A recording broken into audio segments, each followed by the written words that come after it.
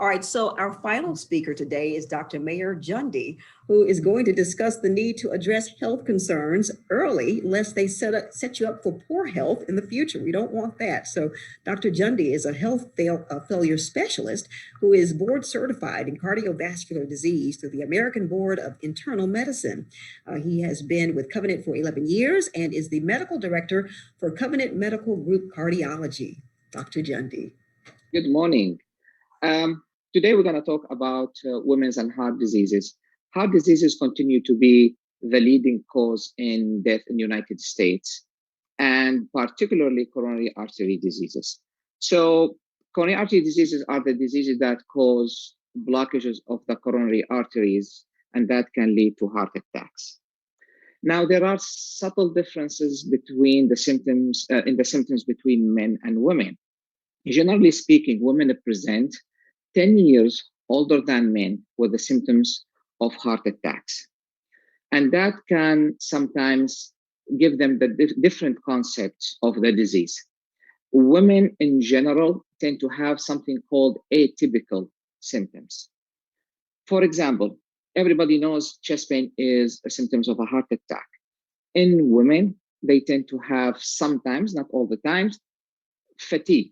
They can have shortness of breath. They can have a chest pressure that might not be explained or referred to as a heart attack symptoms.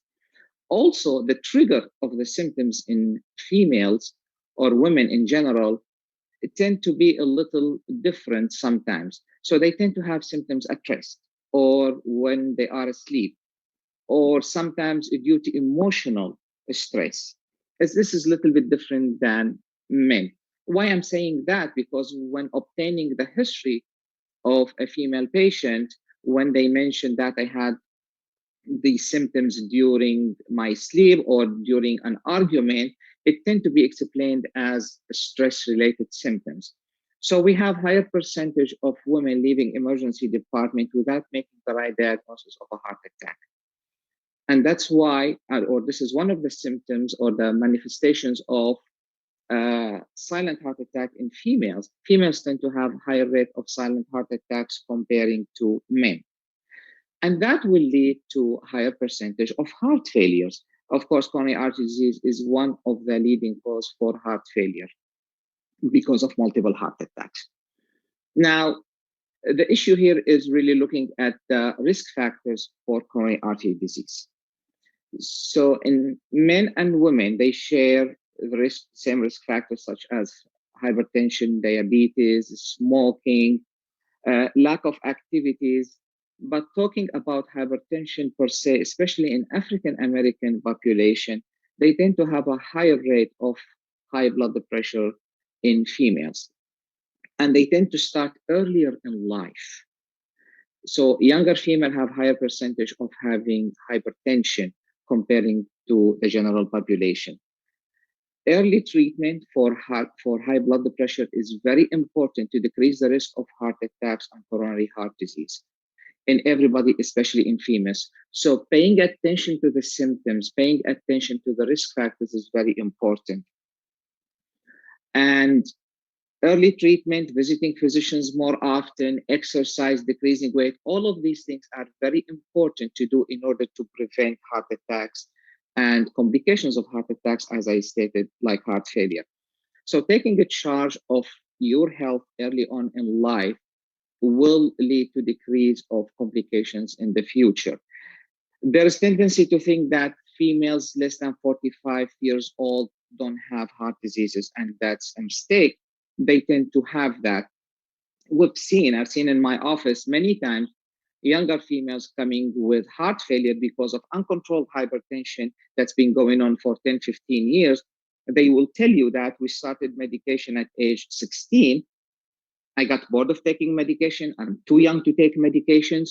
And they end up with hypertensive heart disease, and then it will go into heart failure. We don't want to forget also other manifestations for heart diseases. For example, broken heart syndrome, they tend to be way higher in females than men. Also, there are certain manifestations for heart diseases that don't happen in men. For example, Peripartum cardiomyopathy, weakness of the heart, can occur during a pregnancy or after a pregnancy. So any subtle symptoms, any symptoms that women might think is related to stress and could be related to stress, it's very important to talk to the primary care physician in order to get the appropriate examinations and the appropriate testing in order to prevent problems in the future. So women have to advocate for themselves.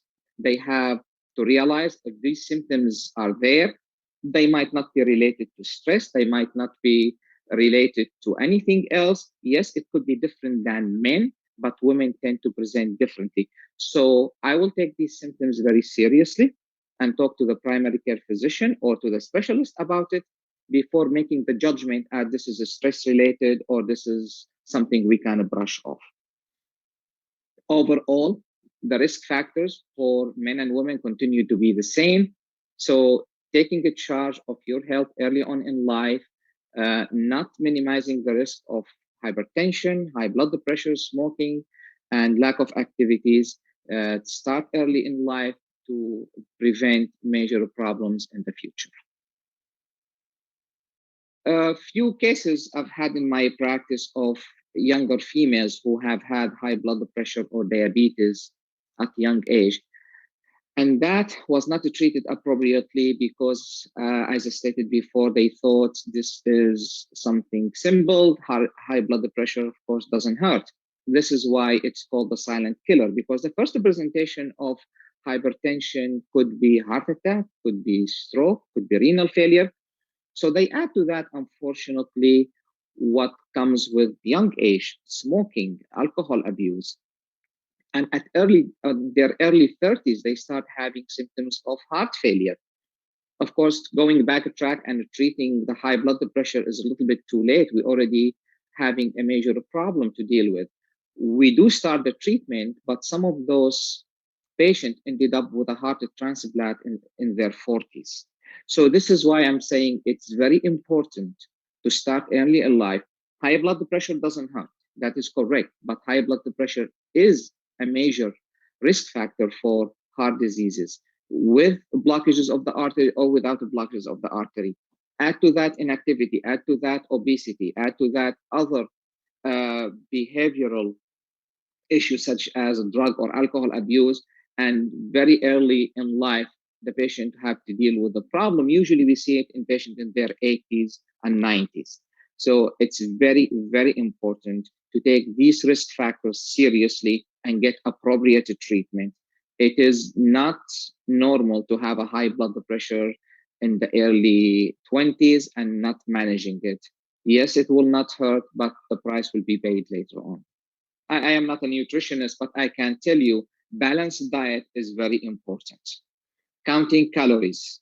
And we know from the literature that doing diet by itself, no matter what diet you choose to do, is not enough. Doing exercise by itself without appropriate diet is also not enough. Diet and exercise must go hand in hand. It has been documented many times in the literature that whatever diet you do, it should be decreased calories. That's number one. And you must couple it with exercise activities and you will see results.